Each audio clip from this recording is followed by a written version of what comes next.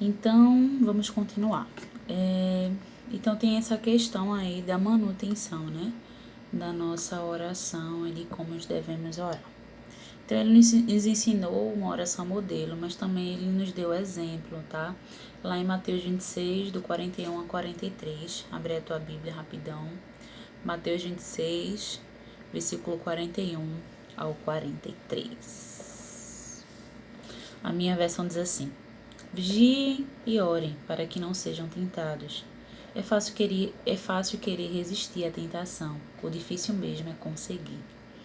Pela segunda vez, Jesus foi e orou, dizendo: Meu Pai, se este cálice de sofrimento não puder ser afastado de mim, sem que eu o beba, então que seja feita a tua vontade. Ele voltou de novo e encontrou os discípulos dormindo. Eles estavam com sono e não conseguiam ficar com os olhos abertos. Então, a palavra também nos ensina nessa saúde espiritual, dentro da oração, que ele também, além de nos ensinar, né, de ter essa relação aí de individualidade, vai lá pro teu quarto, depois ele diz assim, ó, tem uma oração modelo, deixou uma oração modelo, e depois ele está dando o exemplo. Vai dizer que esse é o período que Jesus estava lá no Getsemane, e eu gostei muito dessa versão de Mateus 26, 41, que diz: Vigiem e orem para que não sejam tentados. É fácil querer resistir à tentação, o difícil mesmo é conseguir. Então a oração também nos ajuda a correr da tentação, né? A resistir não, mas a vencer as tentações. Então a oração é esse nível aí de abastecimento para que a gente possa conseguir vencer as tentações. Posterior a isso, tem esse exemplo aí, né, de Jesus no Getsemane, que eu acho incrível. Ele orou ao Pai, disse, ó, se possível for, afasta de mim esse cálice, mas se não, que seja feita a tua vontade, Senhor. Depois que ele ora com o Pai, ele volta, pela segunda vez encontra os seus discípulos dormindo, e ele diz assim, e aí explica, né, a questão do 41, vigiem e orem, porque é muito fácil, né, tentar resistir à tentação, mas é difícil mesmo é conseguir. Você dizer, eu tenho, eu vou tentar, não sei o que, tentar, beleza, mas é conseguir vencer as tentações. A oração é esse canal aí que nos fortalece a vencer as tentações, triunfar sobre as tentações.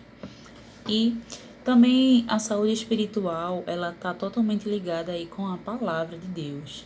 Abre aí Jeremias 15, no versículo 16.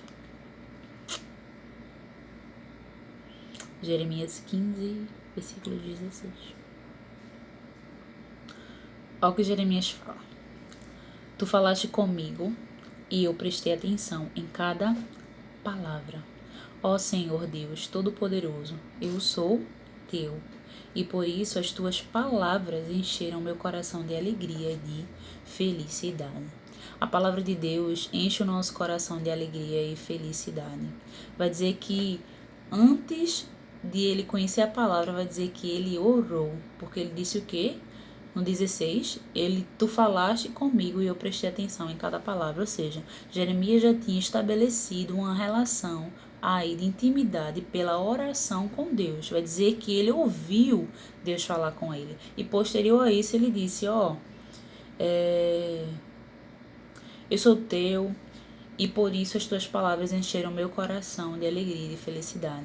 Ele ouviu, estabeleceu essa relação de intimidade pela oração, porque ele reconhece a voz de Deus, tem uma relação aí com Deus, e posterior a isso está dizendo assim, Deus, a tua palavra encheu meu coração de alegria, encheu meu coração de esperança. Então a palavra de Deus é uma manutenção também aí da nossa saúde emocional.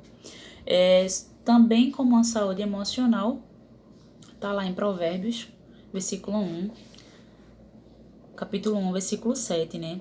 O temor a Deus. O temor a Deus, para ser sábio, é preciso primeiro temer a Deus, diz lá em Provérbios 1, 7. Para ser sábio, é preciso primeiro temer a Deus, o Senhor. Os tolos desprezam a sabedoria e não querem aprender. Então, o temor a Deus é o princípio da sabedoria, né? Então, para que a gente também tenha uma saúde espiritual, é necessário a gente também aprender a temer a Deus.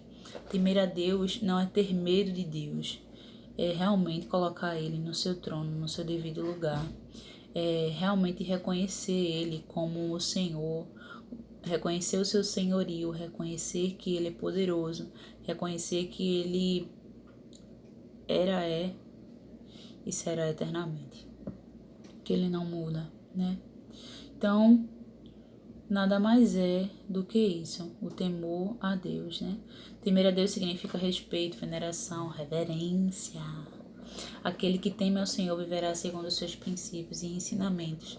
Se você é sábio, você realmente vai ter a palavra de Deus como verdade para a tua vida, tá? E por último, para ter uma relação aí de saúde espiritual com Deus é a santificação. A santificação, o vocábulo santo quer dizer separado. Antes, né, no Antigo Testamento, Deus ele separou o povo de Israel como seu povo. Depois, ele separa no Novo Testamento, né, mediante aí, quando veio a graça, né, quando a lei ela foi estendida pelo sacrifício de Jesus, ele santificou as igrejas. E posterior a isso, né, quando veio as perseguições, ele pediu para que os cristãos se santificassem. Então existe uma ordem, né? Primeiro foi um povo, as igrejas e os cristãos, ou seja, toda a comunidade que confessa que Jesus é o Filho de Deus, né? E Cristo é o nosso Salvador. Então existe a santificação, a separação, a abster-se daquilo que não agrada a Deus, é a santificação. Então, para ter uma saúde espiritual, ele nos ensina a oração, que nós aprendemos, né? A gente aprendeu. Ele nos ensina a palavra, ele nos ensina temor, e nos ensina a santificação como instrumentos dessa saúde aí espiritual. E aí, para finalizar, o nosso corpo, né? Eu vou finalizar com as minhas palavras, mediante o que o Senhor ele ministrou no meu coração, tá?